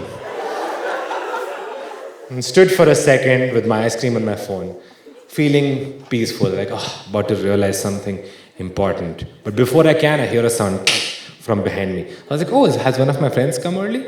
I turn around and I see, it's fucking Tiger! Standing there, I was like, oh, I looked down, there's a vine going down. I was like, oh my god, Maharishi Steve! He was right! So quickly I considered my options. Okay. I told the tiger, dude, eat me. I don't have the upper body strength for the rest of the story. I'm not going to do exercise before I die. You want to eat me, you eat me. Tiger's like, Kanan, you seem upset. He knew my name. Kanan, you seem upset. Anything I can help you with? I was like, dude, if you're not going to eat me, I don't want to talk. You're just some strange tiger. What if you ask for OTP? I don't want to. They said never share. So, Kanan, I am a speaking tiger. In the third act of the show, clearly a tiger ex machina. Tell me your problem so I can solve it for you as well as for the audience, and we can all go home and that guy can stop yawning. I see everything. Tell me your problem, Kanan. I shall solve it. Tiger bro, okay. You give up your dreams, cool. Death is coming, precious. But then how to party? How come if everything is not bad, then nothing is good? Underneath it all, if nothing is anything, then what is the point of making sense of all? You understand what I'm saying? Tiger's like, I got it. I see your problem, and it is the oldest problem in human civilization. You are asking me, Kanan, how to live in the moment. You see, Kanan, if you let go of the ghost of your past and your dreams for the future, all you will be left with is now. And you will find that you are identical to now. You are not experiencing now, you are now experiencing itself. Hey, are you listening to me?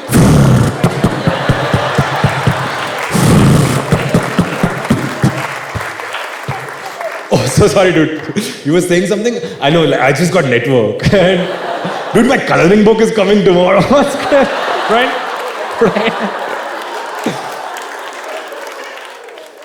Hey, asshole. I am saying something really important. It's a full speech that you've been complaining about for 2 hours. It's really going to help you, so why aren't you fucking listening to me? I was like, okay. No need to be aggressive. Okay? From 12th standard, I have been giving money to save the tigers.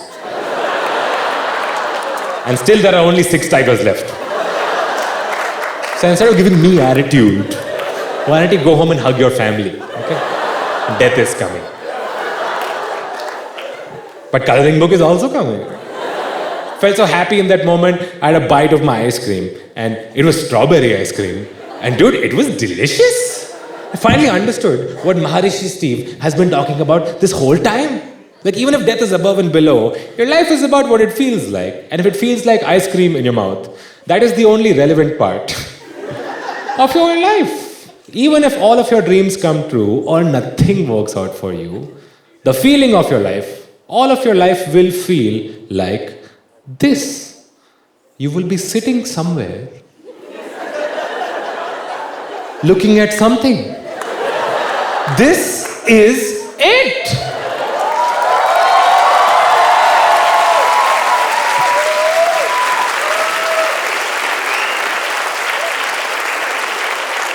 And that's when it hit me, the full ejaculate.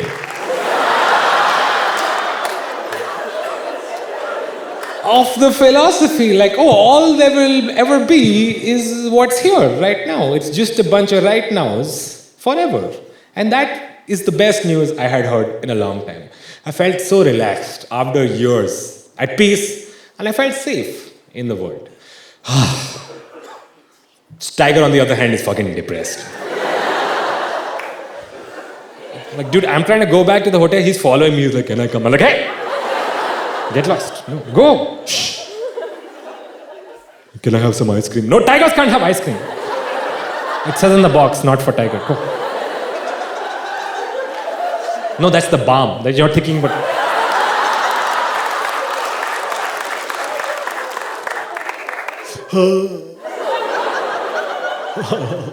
The pause.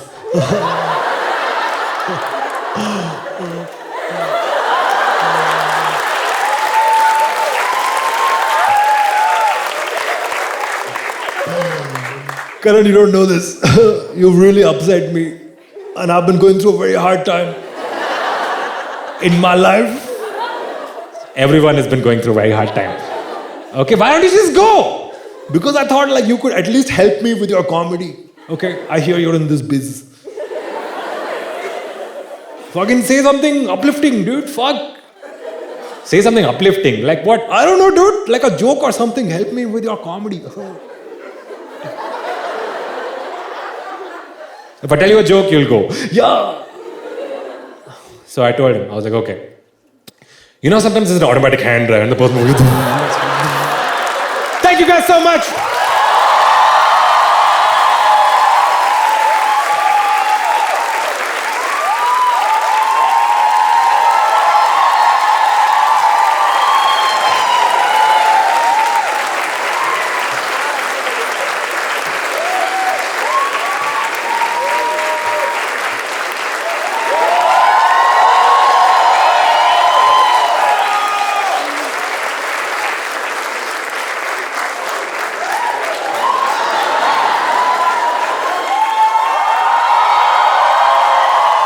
Okay, sit. Relax. This is a post-credit sequence. Now the show is over, okay? Liked it, didn't like it, whatever, is in the past. We live in the moment. Any criticism, outdated. Couple of things for housekeeping. First, I would like to say thank you very much for coming out. This is the first show we were recording and we've got it because of you guys. Thank you. Fucking awesome. One important thing I have to tell you before I leave you is in my head, this is an enormously positive show. That's how I feel. The show could not be more positive in nature. And I feel like many of you also feel like that. Unfortunately, sometimes people come for the show and take the wrong message. Okay, they leave the venue and cause destruction. Enough that I have had to add this part. People leave the venue like, fucking nothing is fucking anything, then I'll break windows also. No fucking, yeah, no, fucking nothing, no. And I feel like tonight when you go out into the world, I am responsible for your vibe, okay? I don't want you to cause destruction. So I'll leave you with one last parting thought. I'll leave you with the words of my favorite philosophers, words I have lived by my whole life, and that have helped me the most, and I hope they will help you as well. So listen carefully. This is what they said circa 2001. Okay. They said, and I quote exactly, they said, I tried so hard and got so far. Good night.